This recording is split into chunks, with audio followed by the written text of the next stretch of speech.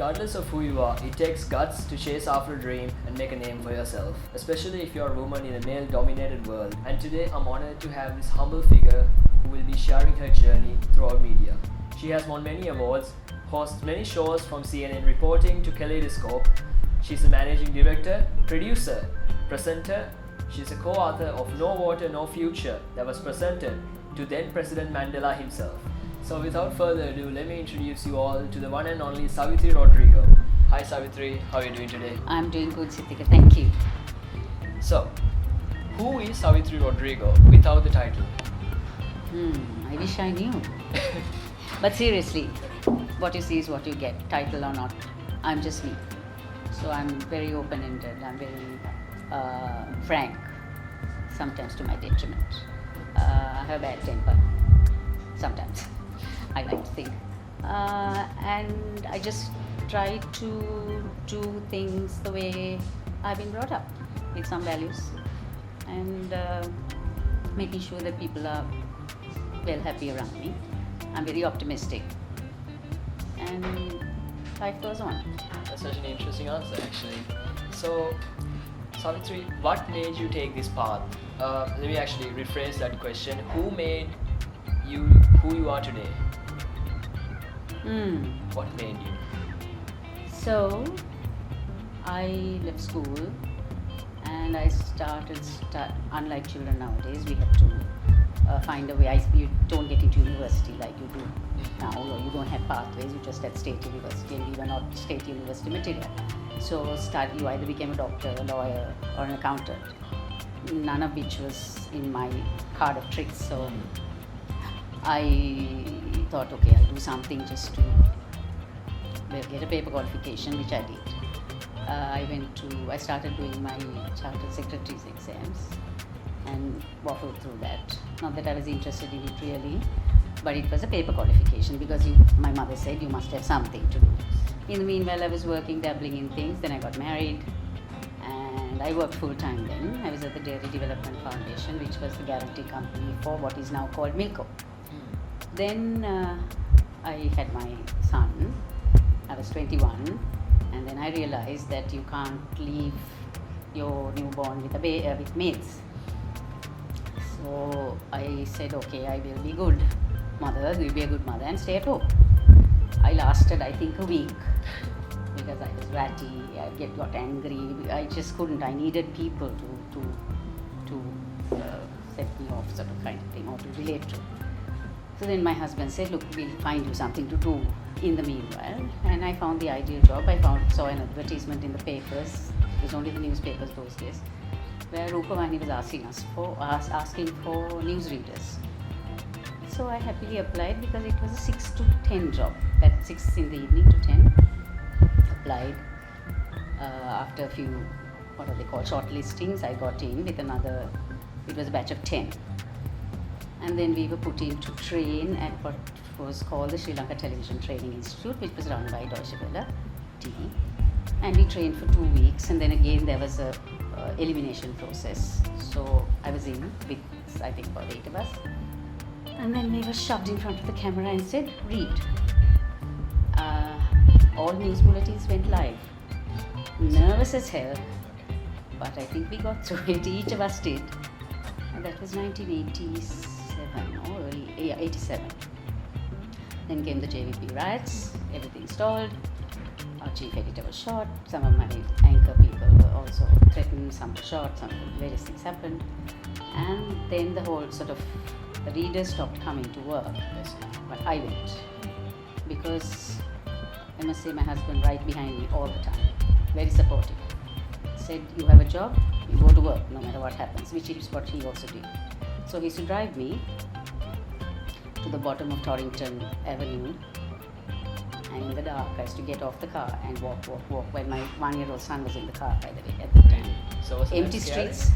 See, I didn't think it was scary then, but now when I look back, I'm thinking how stupid and foolish we were. You put your child at danger, you put it at risk, you put your husband at risk. And he said, no, it's okay. So he used to sit in the car and wait, lights off, till I go finish and I walk back. Streets are deserted, there's nobody. The Hattar days and blackout days and various things. Anyway, I went through that.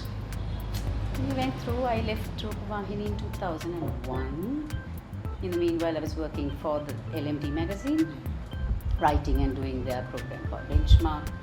Then came, so I've not sort of moved away from my institutions, but I've always expanded everything that I did. So we had enough work going from production to scripting to writing to, it's a lot of work that we did. I also did things like managing events for various corporates. I started working also doing freelance work for corporates.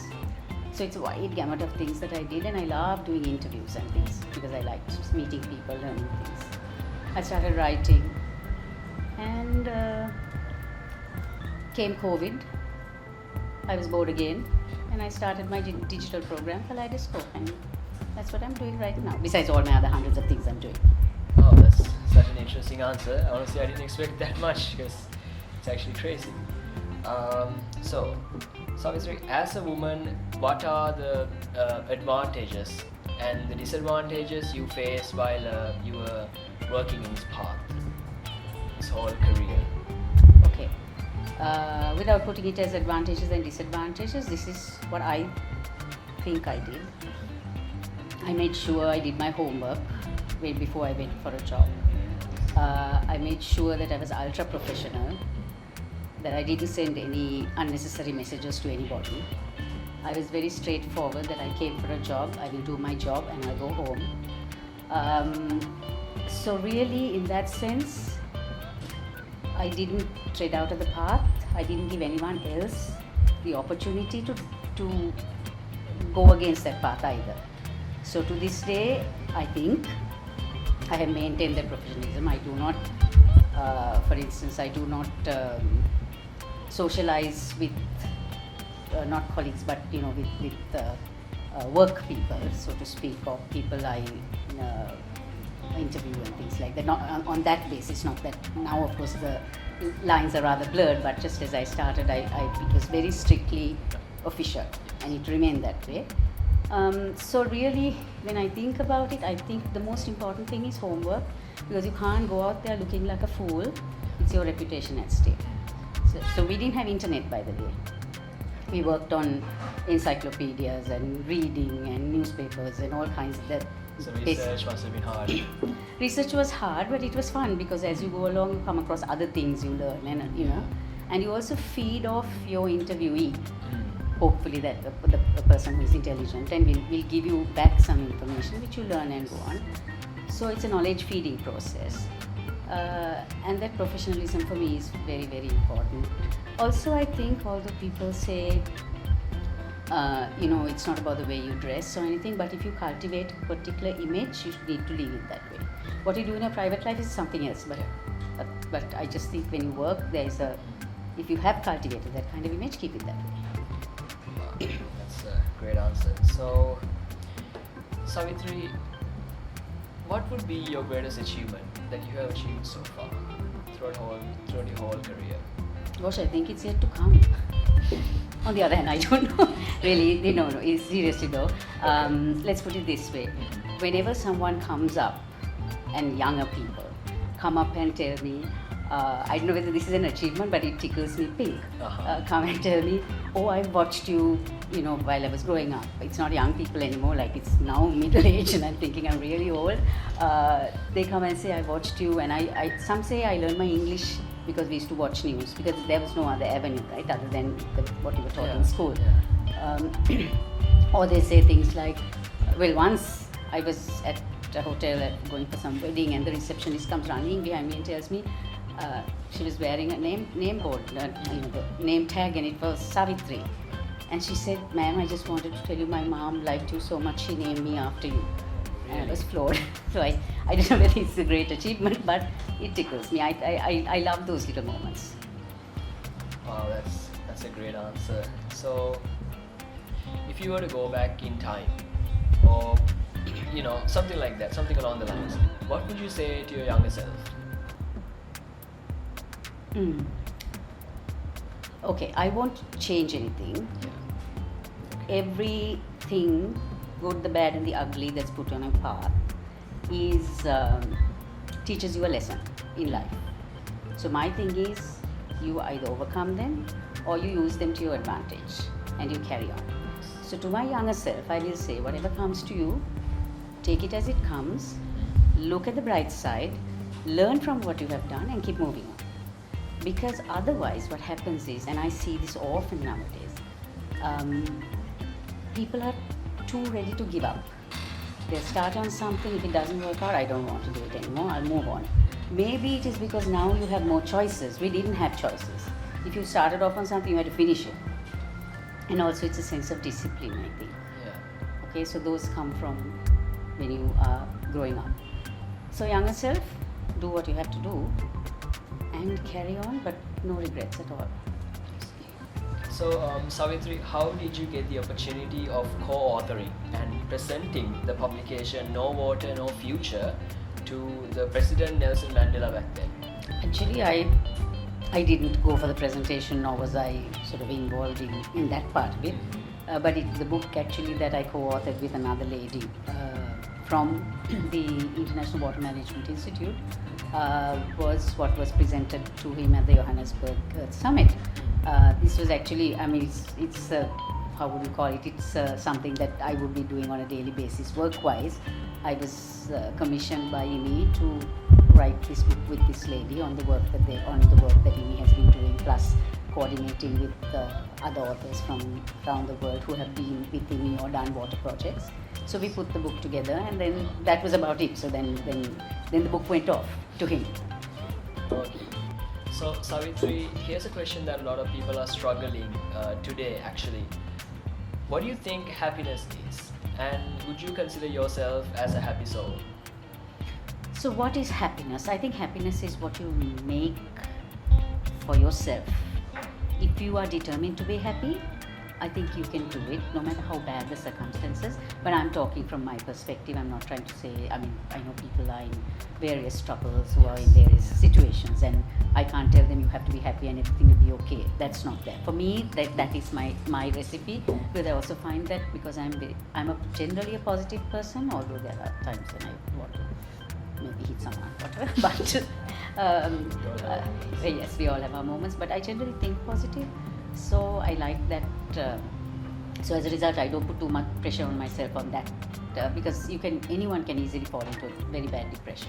Especially during the last 3 years, it has been so bad for everyone. I think that happiness is one of those elusive things that used to sit there but you can never touch. So let's say if we all get together and decide we are going to be happy, surround yourself with positive thoughts, with happy people or positive people. Things won't be rosy, but at least you'll get a little dose of goodness, and the vibes will be good, and the energy that you surround yourself will be good. So yes, why not? Excellent. So what advice would you give to the younger creators, inventors, and the founders within them? Not in any particular order, but live by the values that you were brought up with. Be disciplined in whatever you do. If you take on a task, finish it to the best of your ability. Not everyone is an Einstein, but you can get somewhere close to it if you have the commitment.